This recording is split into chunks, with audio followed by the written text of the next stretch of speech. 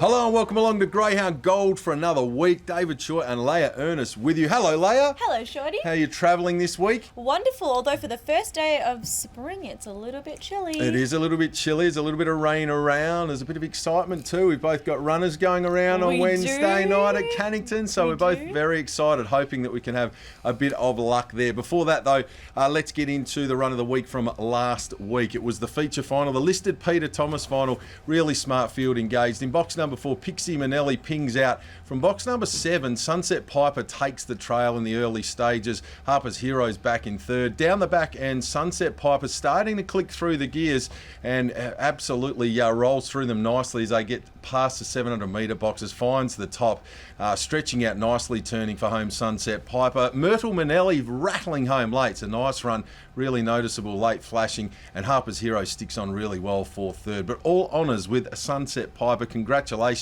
to David Hobby, Quinella yet another feature final, 5:44 early, 18:55, 29.93. Well done to Dave Hobby and Sunset Piper getting up at big odds in the listed Peter Thomas final last Saturday night, Leah. Yes, it's his fourth Peter Thomas final, I do believe there, so congratulations to David Hobby. Race that's been very good to him, that pays tribute to a great man from years gone by in Peter Thomas. Let's get down to the business of finding some winners Friday night down there at Mandurah. My best bet comes up late in the program. Race 10, number 3, Westdale Nikita. Been really taken by the way this greyhound's been chasing. Last 2 wins have been hot. Over the 405 from box 3, 22.59, and then stepped up to the 490 metres last time out. Sat on the leader, went on for a very impressive 27.47 victory. Sticks with box 3, so box 3 for the 3rd straight week in a row. I'm hoping that it'll make it 3 straight wins as well. Love the way Westdale Nikita's going at the moment. I think it can make it 3 straight.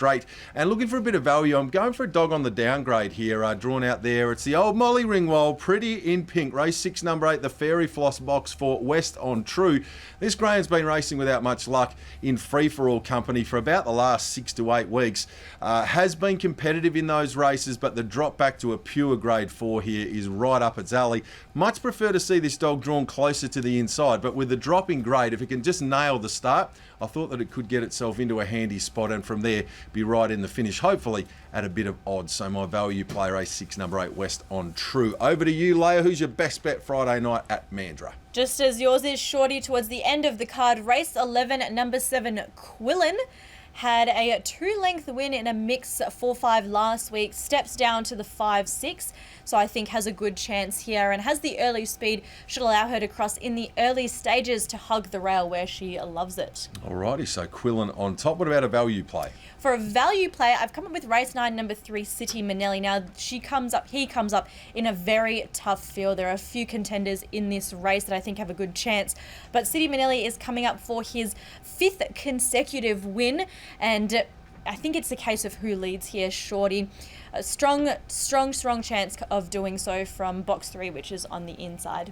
Inform type, City Manelli on top as the value play for Leah on Friday night. Let's have a look at Cannington on Saturday night. And I'm keen here, and Leah, we've landed on the same dog as our best bet on Saturday night.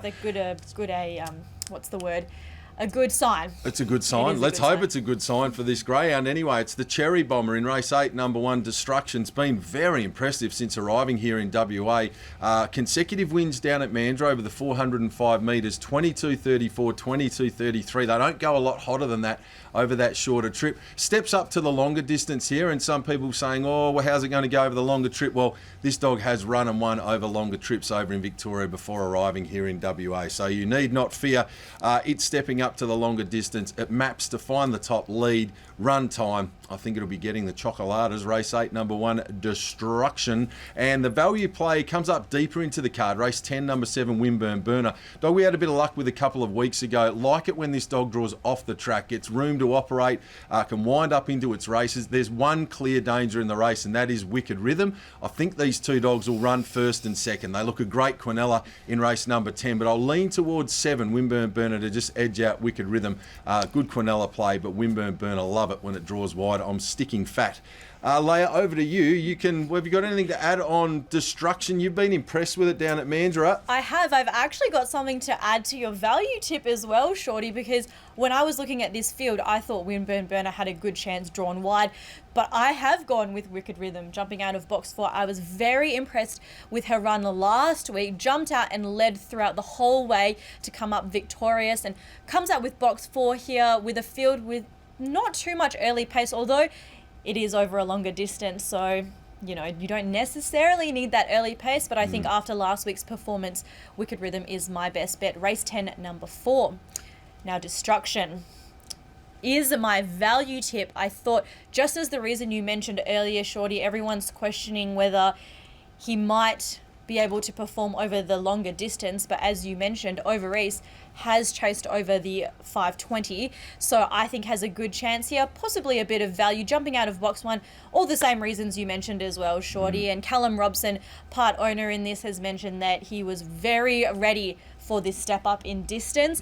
Last start had a sensational 5-length win in mix 3-4 company, and in the start prior to that, a huge 7-length win in mix 4-5. So this is a grade 5 race. I think has it in the bag. Indeed, yeah, looks to be a dog that can fizz its way through the city grades, that is for sure, and certain destruction from box 1 there. Straight to the front, and be interesting to see what sort of time this dog can run. I'd be thinking around the 29.7 range with a clear run layer on what we've seen over the shorter trips. So wait and see what the clock says post this race, but looks the testing material on Saturday night.